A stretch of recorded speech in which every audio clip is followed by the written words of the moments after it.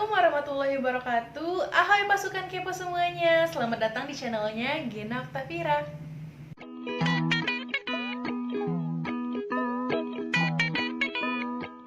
Nah, di video kali ini, aku sebagai Kapten Kepo ingin mengajak teman-teman semua si pasukan kepo untuk ngekepoin satu fenomena cuaca yang terjadi di laut tapi berdampak ke daratan nih guys.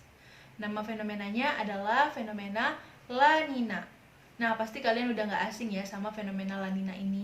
Apalagi buat kalian yang beberapa hari ke belakang sempat baca ataupun nonton berita nih. BMKG Pusat udah mengumumkan bahwa mulai dari bulan Desember 2021 ini sampai dengan bulan Februari 2022 itu akan terjadi fenomena La Nina di Samudra Pasifik yang akan menyebabkan curah hujan di Indonesia semakin bertambah di seluruh daerahnya. Jadi langsung aja kita kepoin apa sih sebenarnya fenomena La Nina itu, penyebab terjadinya apa, dan dampaknya itu seperti apa.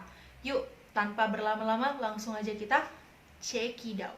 Tapi guys, sebelum kita mulai kulik-kulik lebih dalam nih seputaran fenomena La Nina, aku mau disclaimer seperti biasa bahwa aku bukanlah seorang pakar atau ahli di bidang percuacaan atau perikliman. Jadi seluruh informasi yang akan aku sampaikan di video ini itu aku peroleh dari berbagai website, terus ada juga dari jurnal, dari video YouTube informatif lainnya, dan beberapa juga dari materi-materi yang diberikan oleh dosen aku waktu kuliah gitu ya.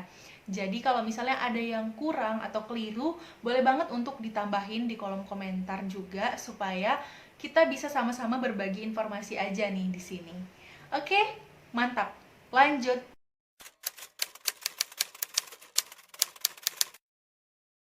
So, dikutip dari berbagai sumber, La Nina ini merupakan salah satu dari fenomena cuaca global yang terjadi di Samudra Pasifik dan mempengaruhi cuaca di negara-negara yang berada di sekitaran Samudra Pasifik Barat seperti Indonesia, Australia bagian utara, Malaysia, Filipina, Vietnam, dan berbagai negara lainnya yang deket-deket sama Indonesia ya guys.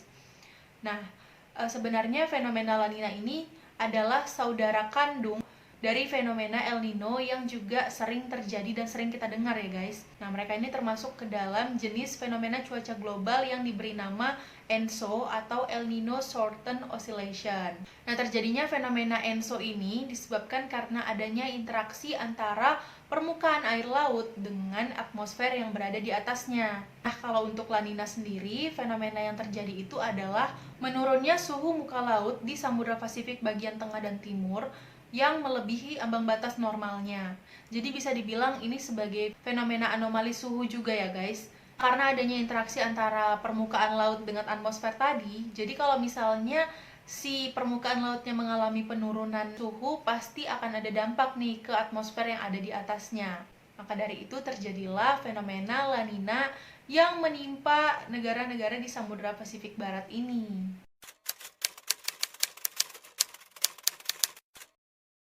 Jadi sebenarnya guys, fenomena ENSO yang di dalamnya terdapat El Nino dan La Nina ini udah terjadi dari lama guys, bahkan dari ribuan tahun yang lalu, karena itu merupakan peristiwa alami sebagai akibat adanya interaksi antara permukaan laut dengan atmosfer.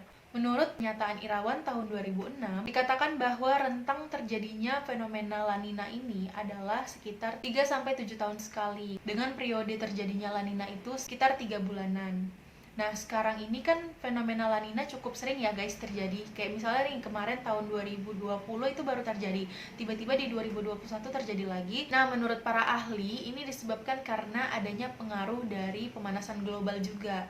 Meskipun sebenarnya ini kan tadi fenomena alami ya yang pasti terjadi, tapi dengan adanya pemanasan global, akhirnya fenomena La Nina ini menjadi semakin sering terjadinya.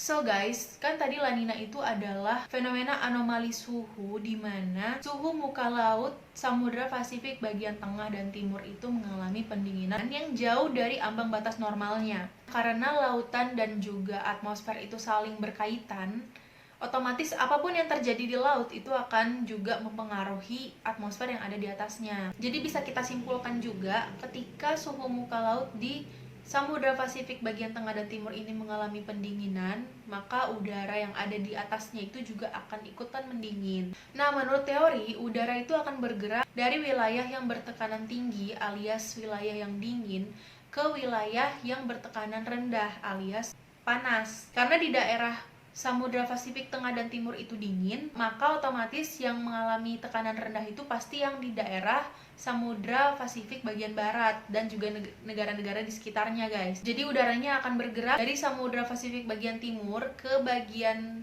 barat. Selama dia bergerak itu kan melewati lautan yang besar ya, guys. Pasti terjadi penguapan kan. Nah, karena adanya penguapan ini otomatis gumpalan awan itu akan terbentuk selama udara ini berjalan dari Samudra Pasifik timur dan tengah maksudnya ke Samudra Pasifik bagian barat. Nah, sesampainya ini ke atas Samudra Pasifik bagian barat itu udah punya banyak gumpalan awan. Terjadilah hujan yang besar-besaran gitu ya, yang melebihi ambang batas normalnya. Bahkan intensitas peningkatan hujannya ini adalah sebesar 70% dari normalnya, guys. Guys, aku tadi salah ngomong. Jadi maksudku itu udara adalah angin ya, guys. Jadi angin itu akan bergerak dari daerah yang wilayah dari wilayah yang bertekanan tinggi, maksudnya yang dingin, yaitu Samudra Pasifik Tengah dan Timur tadi, ke wilayah yang bertekanan rendah alias panas atau hangat di Samudra Pasifik bagian barat gitu ya. Bukan udara yang gerak tapi angin. Nah, berdasarkan intensitas kuat lemahnya, La Nina ini terbagi menjadi 3 jenis, guys. Ada yang namanya La Nina kuat, La Nina sedang, dan La Nina lemah. Kalau La Nina kuat ini, yang penurunan suhu muka laut di daerah Samudra Pasifik Tengah dan Timurnya lebih dari 1 derajat Celcius. Kemudian untuk yang sedang, itu penurunan suhu muka lautnya sebesar 0,5 sampai 1 derajat Celcius. Serta yang terakhir yaitu intensitas La Nina yang lemah, karena penurunan suhu muka laut yang terjadi di Samudra Pasifik ini kurang dari 0,5 derajat Celcius. Next, kita masuk ke bagian yang hampir terakhir dari informasi mengenai La Nina ini, guys. Tadi kan kita udah banyak banget ya mengulik soal fenomena La Nina ini. Sekarang pasti yang ada di kepala kalian adalah, apa sih dampak yang terburuk dari La Nina ini? Kok kedatangannya itu kayaknya diwanti-wanti banget gitu?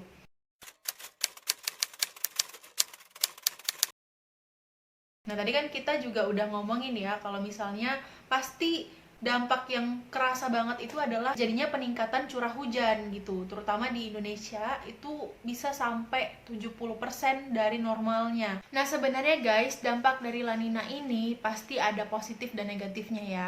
Positifnya baru bisa terjadi ketika kita sebagai masyarakat dan juga pemerintah lebih mempersiapkan diri dan juga teknologi untuk menyambut kedatangan fenomena La Nina. Beberapa dampak positifnya itu seperti terisinya pasokan air tanah, membantu perluasan area tanam di sawah, dan mengisi sumber-sumber air seperti sungai, danau, dan laut. Sementara untuk dampak negatif, ini biasanya terjadi karena kurang persiapan, disertai dengan adanya kerusakan-kerusakan di lingkungan. Contohnya kayak penebangan ilegal, yang nggak menanam kembali gitu ya, sampai akhirnya hutan di gunung itu gundul, menumpuknya sampah-sampah di saluran air, tata rumahan yang terlalu dekat dengan sungai. Ini pasti akan menyebabkan bencana-bencana berupa banjir karena tadi saluran airnya itu tersumbat ya guys. Terus ada banjir bandang karena pepohonan di hutan itu udah gundul, tanah longsor, badai angin. Karena kan ini hujan ya, dan hujan itu kadang suka membawa angin yang ini berbahaya juga, menyebabkan pohon tumbang. Juga karena ada angin ini, akhirnya nelayan nggak bisa melaut. Serta yang nggak ketinggalan itu pasti penyakit, kayak flu, pilek, dan penyakit-penyakit kulit. Maka dari itu, di sini aku mau mengajak teman-teman semua, si pasukan kepo aku, buat lebih mempersiapkan diri nih, karena kita udah masuk di musim hujan yang cukup panjang nih ya. Buat teman-teman, kalau misalnya mau keluar, jangan lupa untuk selalu bawa jas hujan, payung, atau apapun yang bisa melindungi diri kalian supaya nggak kena hujan. Terus kalau bisa makan makanan yang bergizi, minuman yang bergizi, supaya tubuh kalian tuh fit, jadi nggak gampang sakit. Jangan buang sampah sembarangan guys, please. Karena kalau misalnya saluran airnya tersumbat, terutama ini jangan buang sampah di saluran air ya, karena itu kalau misalnya tersumbat bisa membuat banjir gitu. Kemungkinan banjir itu jadi lebih besar. Dan buat kalian yang nanti mungkin akan melakukan perjalanan, misalnya keluar kota atau kemanapun, usahakan untuk selalu mengecek terlebih dahulu kira-kira cuaca di tengah perjalanan dan di tempat yang kalian tuju itu nanti bagaimana gitu. Kalian bisa lihat dari aplikasinya BMKG dan aplikasi-aplikasi cuaca lainnya supaya lebih aman aja sih guys. Sebagai tambahan juga, Ibu Dwi Korita, yaitu Kepala BMKG Pusat, menghimbau agar teman-teman yang tinggal di daerah Pulau Jawa terus ke arah Nusa Tenggara Barat dan ke Sulawesi Selatan untuk selalu berhati-hati karena katanya di daerah ini akan mengalami curah hujan yang lebih tinggi dibandingkan daerah-daerah lain yang ada di Indonesia di fenomena La Nina yang terjadi akhir tahun 2021 ini sampai dengan Februari 2022. Semoga kita semua diberikan perlindungan serta keselamatan ya guys, dan semoga fenomena La Nina ini nggak menyebabkan bencana baru di negara kita ini. Amin. Oke, jadi segitu aja informasi yang bisa aku sampaikan di video kali ini. Terima kasih banyak untuk kalian semua yang udah nonton video ini sampai habis. Kalau kalian suka, jangan lupa kasih like-nya, subscribe channel ini, serta nyalakan lonceng notifikasinya supaya kalian gak ketinggalan informasi-informasi baru yang akan aku upload di video berikutnya. As always, kalau misalnya kalian ada request topik yang pengen dikepoin seputaran laut, itu boleh banget untuk komen di kolom komentar. Insya Allah kita akan kepoin di kesempatan berikutnya. Sekali lagi terima kasih banyak, bye!